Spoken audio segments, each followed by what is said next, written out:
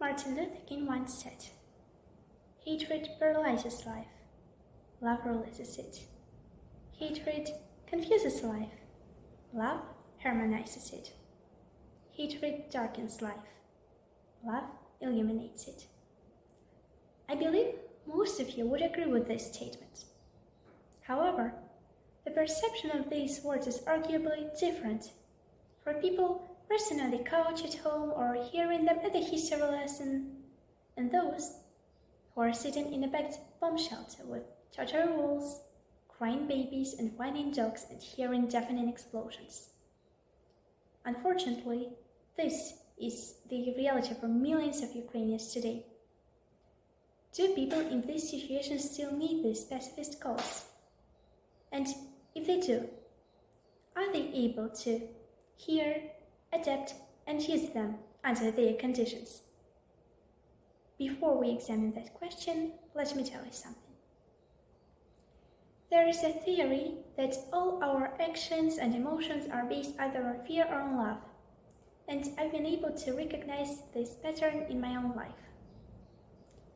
I love the Easter holidays that we've recently celebrated with all my heart. I don't know how, but in completely different parts of the world, hearts of countless people are filled with love on those days. And this feeling is transmitted to everyone and everything through willow branches, chocolate eggs, kind words, and smiles.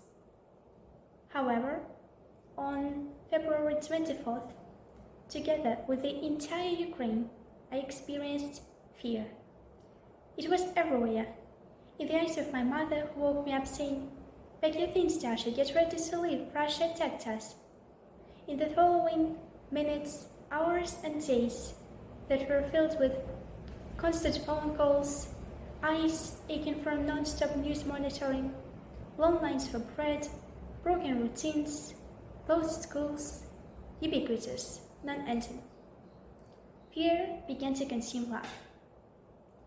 Fear became anger when I saw first photos of blown-up buildings, when I read the horrible stories from Mariupol, when I had to leave my apartment. Fear became despair when I realized I couldn't protect my loved ones. At this point, you might be wondering how my sad story is connected to the initial question. I've only experienced fear so far. Hold on, I'm coming to it. Anyway, my dad stayed to defend Ukraine, while my mother, my grandmother, my brother and I fled first to Poland and then to Germany. We are safe now, but the fear that love won't be able to fill our hearts again has remained. Probably, with the help of other countries, our cities will be restored, bridges will be rebuilt, and kids will return to school. But what will happen to us? The truth is, all Ukrainians have a big decision to make. In order to restore our homeland, each and every one of us will have to put in a big amount of effort. But will we be able to do that without eliminating fear? Personally, when I hit my lowest point, I realized I had to do something just not to go crazy. So I started drawing the natural and historical monuments of my region. I knew it didn't change anything, but it was my silent protest against war. This attempt to preserve places so dear to my heart that less on paper. Then I started to look for other opportunities to be of use, whether it be by translating documents or spreading useful information for refugees or signing petitions. Anyway, it made me feel better and less lost. It made me hear and see again. I think I felt better because I was acting out of love. Now, getting back to my initial question, I must say that I think that Martin Luther King's words are just as relevant to Ukrainians as they are to the Chinese, Americans, or the French. I want Ukrainians to feel better after what they've been through, and I want them to heal. But based on my experience, for that to happen, we need to let love into our hearts. At this point, it is essential to understand that hate does not possess the restorative power that love has, and make the right choice. Nevertheless, I understand how hard it can be, because choosing love over fear takes courage. If you're asking yourself where to find it, my answer would be the following. You can consider focusing on the activities that matter to you, on the people that are dear to you, and on your reaction itself. Let me explain. According to an Austrian neurologist, Viktor Frankl, who has survived concentration camps, there are three main meaning sources, namely purposeful work, relationship, and bravery during hard times.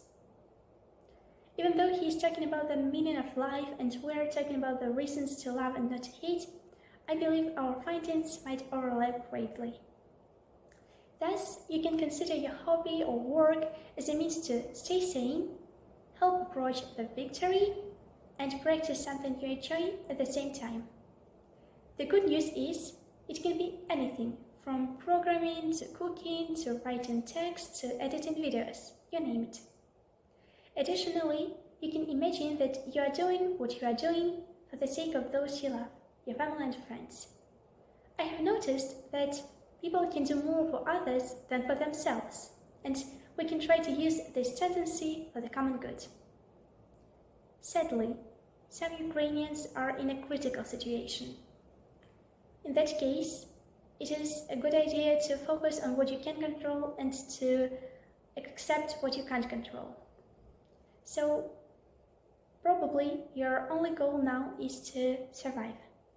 Maybe it is to give a hand to someone who is near you, but it most definitely is not to hate.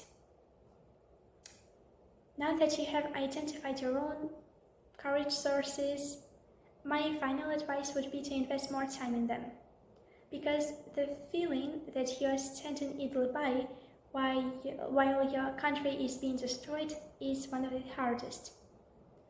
But your actions will be able to give you a sense of progress. You see, FOMO can't leave us alone even now.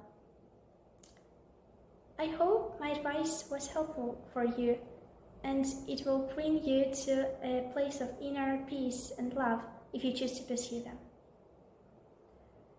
To summarize, if there is only one thing you take out from my speech, let it be the following. I encourage you to act out of love, not out of fear. To create, not to destroy. Hate cannot drive out hate. Only love can do that. Thank you.